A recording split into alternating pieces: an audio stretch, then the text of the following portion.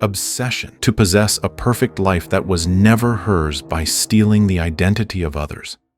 The film begins by showing a woman named Claire, a hairdresser at a beauty salon. Claire is an introverted woman who has difficulty socializing with others. Since her teenage years, Claire has lived alone without her parents.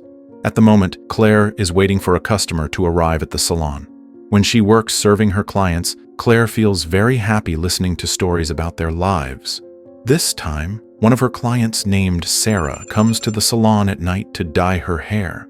Sarah keeps talking about her life, how she has a happy family and a successful career. Claire listens to Sarah's story with delight. Then, Claire gives Sarah a glass of drink to help her relax. However, not long after drinking it, Sarah suddenly loses consciousness. Sure, that's not true. Realizing this, Claire immediately closes the salon and begins to commit a cruel act on Sarah by tearing off her scalp and hair.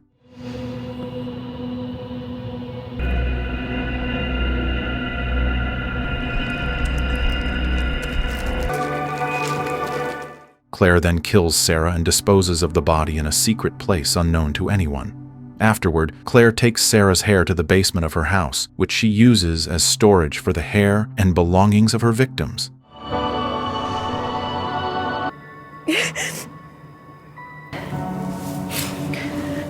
It is revealed that Claire is a psychopath. Since childhood, she has never experienced a happy life. She has lived in loneliness for a long time, without the company of her parents or family. The story does not explain where her parents went, but it seems that her mother has long passed away while her father divorced her mother. As a hairdresser, Claire often feels envious when listening to the happy stories of her clients, which are so different from her own empty life. Because of that emptiness and loneliness, Claire's mental condition deteriorates without her realizing it. She always feels the urge to become someone else and take over their lives. That is why she mercilessly kills some of her clients, just to take their hair, which she later turns into wigs. After that, Claire wears the wigs and talks to herself as if she were the client she killed. These horrific acts make her feel happy and satisfied with what she has done. However, committing murder only gives her temporary joy.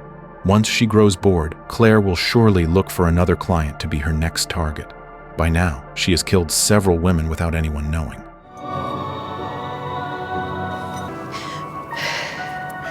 The next day, she goes to work as usual without showing any suspicious behavior.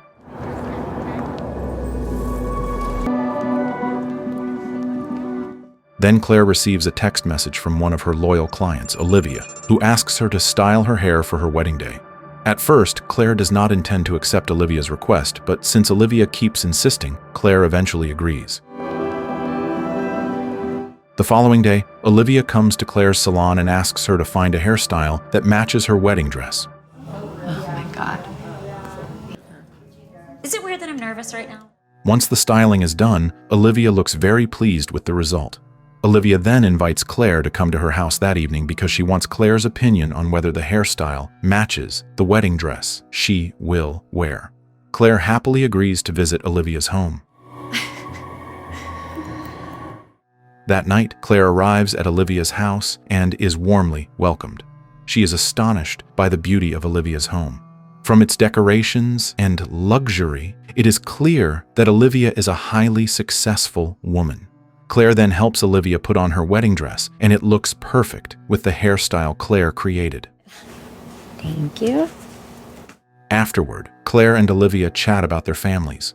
Claire tells her that her mother passed away when she was 17, while she never knew her father's face because she had never met him since birth. Claire's mother also used to work as a hairdresser, just like her. Since it is late at night, Claire decides to leave. You're of the wedding. Thanks for having me. But instead of going home, she sits in her car and starts crying. It turns out she feels sad and angry because she exaggerated her story about her family just to gain Olivia's sympathy. Instead of relief, the lies make her furious. This sadness awakens Claire's psychopathic side again. She begins searching for another woman to be her next victim. This time, she targets Dawn, a barista at a coffee shop.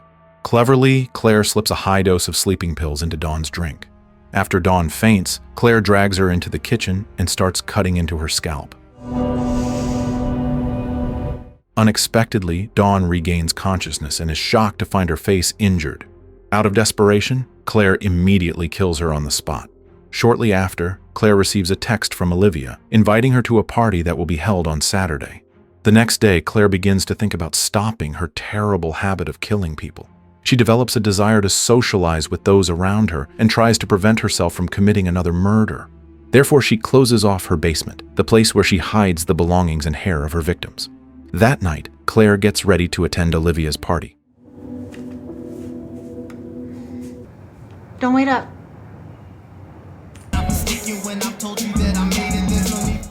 At the event, she meets Olivia and her friends. Claire feels delighted because she finally gets the chance to meet and talk with many people. While everyone else is partying, Claire and Olivia choose to sit and chat. Olivia confides to Claire that she feels a little uncertain about marrying her fiancé, Charlie. After talking for a while, Claire excuses herself to go to the bathroom. There, she overhears Olivia's friends gossiping negatively about her. Claire feels both sad and upset at them.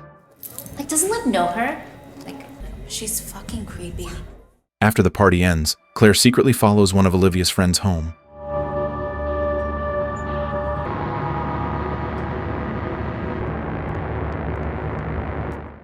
She sneaks inside with the intention of killing her. However, just as she is about to commit the murder, Claire realizes that deep down, she wants to stop killing. In the end, she abandons her plan and leaves the house. A few days later, Claire becomes eager to know how Olivia is doing, so she texts her to ask if there is anything she can help with in the wedding preparations. Olivia replies that everything is already taken care of, and Claire does not need to help.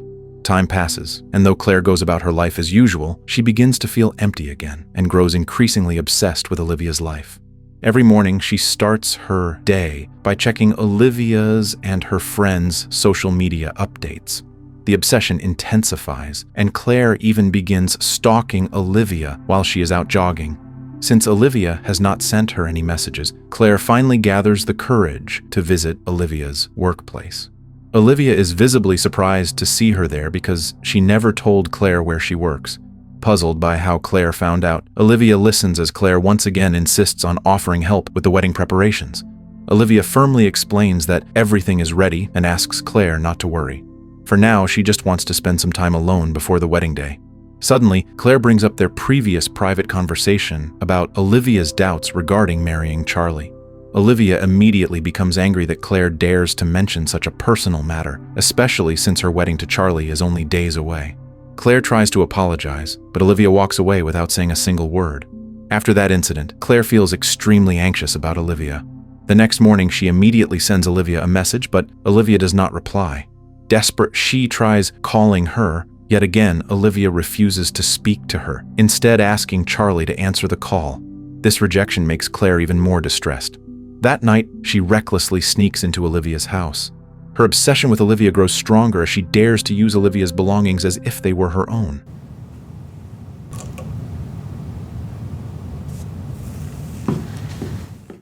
While Claire is trying on Olivia's clothes, Olivia suddenly comes home, forcing Claire to flee quickly. Once she gets back home, Claire grabs a crowbar to reopen the basement she had sealed earlier. She puts on wigs made from her victim's hair and role-plays as them, hoping it will ease her sadness. But it fails to make her feel better. In frustration, Claire destroys parts of the basement and, still consumed by rage, decides to kill a random woman.